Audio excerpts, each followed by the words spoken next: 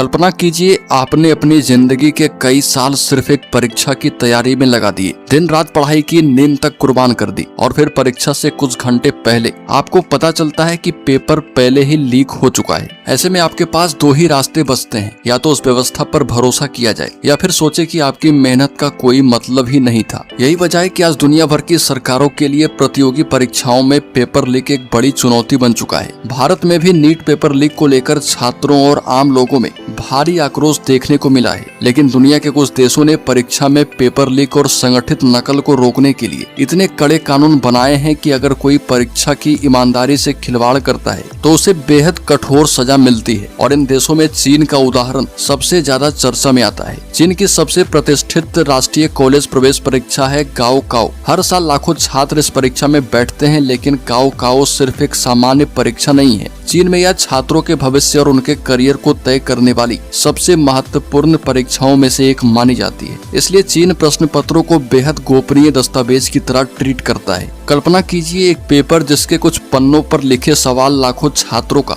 भविष्य तय कर सकते हैं। इसलिए इन प्रश्न पत्रों की सुरक्षा में कई स्तरों की निगरानी और सुरक्षा व्यवस्था लगाई जाती है। लेकिन अगर कोई सुरक्षा को तोड़कर पेपर लीक कर दे तो यहीं से चीन का कानून बेहद सख्त हो जाता है। 2015-16 में किए गए आपराधिक कानून के बदलाव के बाद राष्ट्रीय परीक्षाओं में गंभीर धोखाधड़ी, पेपर लीक या संगठित नकल जैसी गतिविधियों में दोषी पाए जाने वालों को 3 से 7 साल तक की जेल और आर्थिक दंड का सामना करना पड़ सकता है। यानी परीक्षा का पेपर लीक करना वहाँ पर सिर्फ शिक्षा व्यवस्था के नियमों का उल्लंघन नहीं है, यह आपराधिक मामला बन सकता है। लेकिन चीन की सख्ती सिर्फ पेपर लीक करने वालों तक सीमित नहीं है। अगर कोई छात्र परीक्षा में अनुचित साधनों का इस्तेमाल करते हुए पकड़ा जाता है तो उसका परीक्षा परिणाम रद्द किया जा सकता है और उसे कुछ समय के लिए राष्ट्रीय परीक्षाओं से बाहर भी किया जा सकता है। अब सवाल आता है, इतने कड़े कानून के साथ चीन परीक्षा केंद्रों पर आखिर करता क्या है? दरअसल चीन में कानून के साथ वहाँ की टेक्नोलॉजी भी काम करती है। प्रश्न पत्रों की छपाई, पैकिंग और स्टोरेज के लिए हाई सिक्योरिटी सुविधाओं का इस्तेमाल किया जाता है। परीक्षा केंद्रों पर उम्मीदवारों की पहचान जांचने के लिए फेशियल रिकॉग्निशन और फिंगरप्रिंट वेरिफिकेशन जैसी तकनीकों का इस्तेमाल किया जाता है। और अगर कोई मोबाइल फोन या दूसरे इलेक्ट्रॉनिक उपकरणों के जरिए नकल करने की कोशिश करता है तो उसे पकड़ने के लिए इलेक्ट्रॉनिक सिग्नल की निगरानी और जैमिंग जैसी तकनीकों का भी इस्तेमाल किया जाता है। यानी चीन की पूरी व्यवस्था का मकसद सिर्फ पेपर लीक होने के बाद दोषी को पकड़ना नहीं है, बल्कि कोशिश यह है कि पेपर लीक हो ही ना पाए। क्योंकि एक परीक्षा में अगर किसी एक छात्र को गलत तरीके से फायदा मिलता है तो नुकसान सिर्फ एक ईमानदार छात्र का नहीं होता, नुकसान होता है उन लाखों छात्रों का जिन्होंने अपनी मेहनत और समय